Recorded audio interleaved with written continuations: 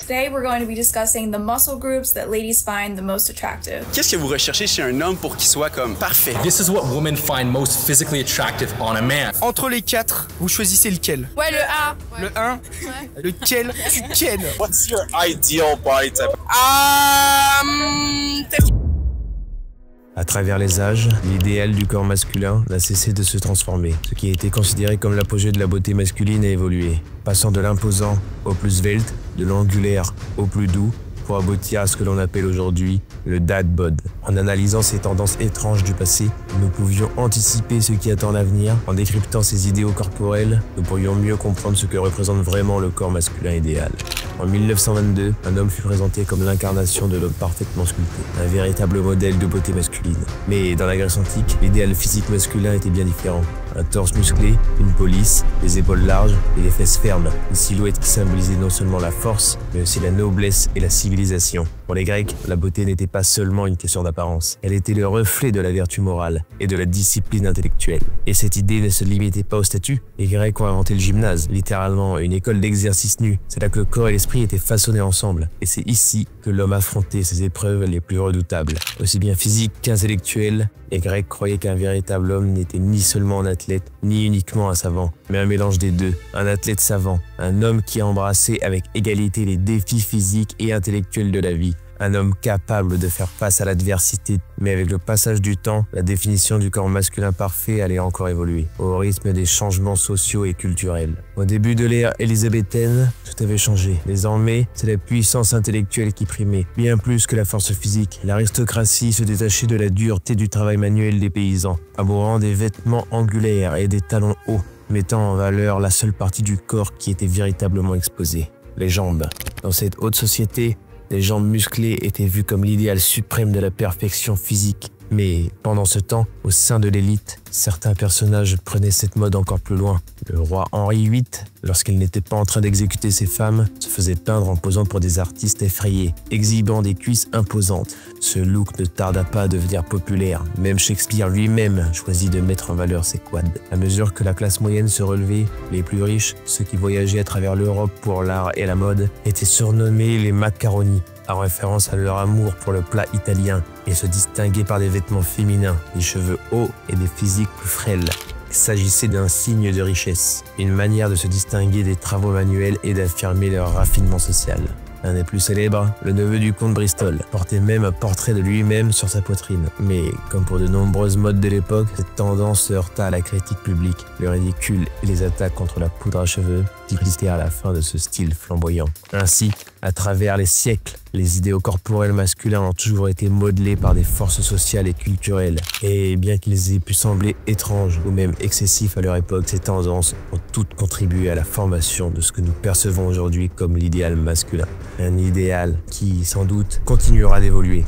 Eugène Sendo, souvent considéré comme le père du bodybuilding moderne, a bâti son physique en étudiant les statues grecques antiques. Il devint une célébrité et une icône de la masculinité, popularisant l'haltérophilie à travers des démonstrations impressionnantes. Pourtant, malgré son succès, ce type de corps restait encore marginal, souvent vu comme un spectacle de cirque. Et à cette époque, l'idéal pour beaucoup d'hommes était bien différent. Une taille large, un ventre proéminent, cette silhouette témoignait de richesse et de statut social, prouvant qu'un homme pouvait se permettre de manger abondamment. C'est ainsi qu'est née la mode des Fat Men's Club. Pour y adhérer, il fallait peser plus de 100 kilos et connaître la poignée de main secrète. Leur devise, je dois être de bonne humeur, je ne peux pas me battre et je ne peux pas fuir. Un article du Boston Globe de 1904 décrivait l'arrivée de ces hommes. Les habitants, pour la plupart, osseux et anguleux, regardaient avec envie les formes corpulentes et les visages rubicons qui descendaient de chaque train.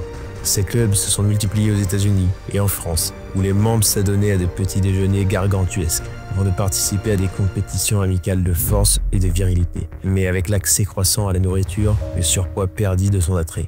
Les années 1920 marquèrent un tournant. Hollywood redéfinissait les standards de beauté masculins. On pensait que les caméras ajoutaient environ 10 kilos à l'apparence des acteurs, poussa à privilégier une silhouette mince et athlétique. Les acteurs qui réalisaient souvent eux-mêmes leurs cascades popularisèrent un physique agile et musclé. C'est ainsi qu'est né le corps iconique d'Hollywood.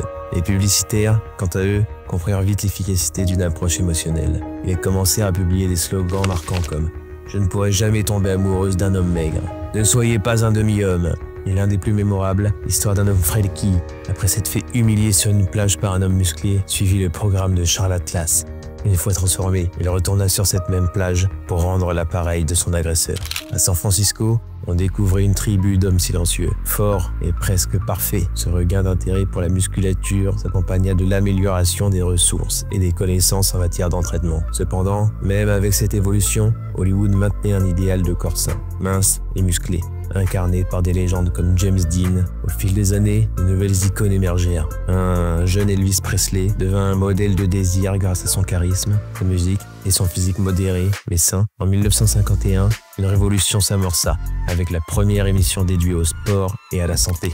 Extension push-ups are among the toughest of the drills. As an incentive to excel, the color of the shorts the boys wear is determined by their ratings on performance charts. Some requirements for top ratings are stricter than for Annapolis plebes. A lad who has mastered the pegboard will find a military obstacle course a snap. 200 schools across the country have adopted La Sierra's program of 15-minute daily competitive exercise.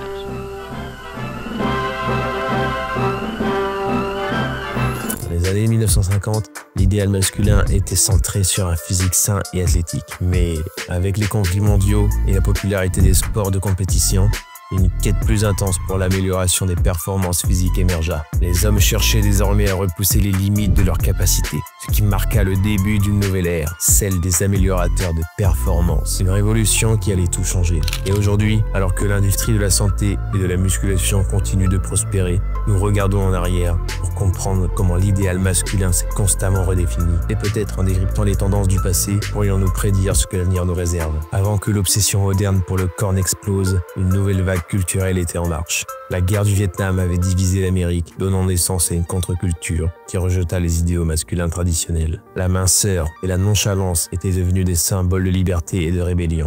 Les figures emblématiques de cette époque, comme Mick Jagger, Bob Dylan, David Bowie, incarnaient un rejet de la masculinité traditionnelle. Cette génération défiait les normes, prônant la liberté individuelle et un mode de vie plus naturel. Mais malgré cette contre-culture, Hollywood continue de glorifier ses archétypes masculins plus classiques.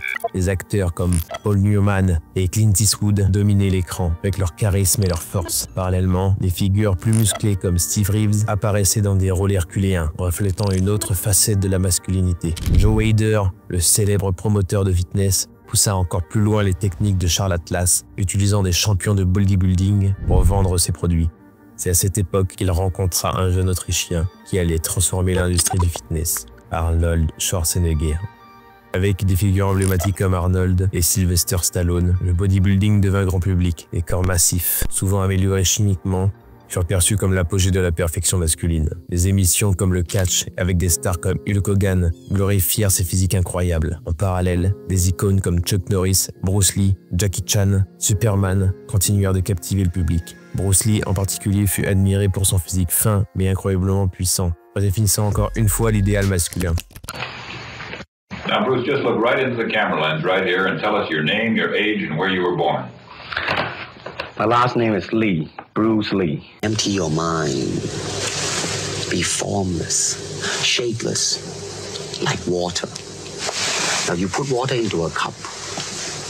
It becomes the cup. Cependant, alors que les bodybuilders cherchaient à gagner toujours plus de masse, le grand public commença à se détourner de ces physiques extrêmes. Les dangers des stéroïdes devenant de plus en plus évidents, l'idéal masculin revint vers des silhouettes plus accessibles.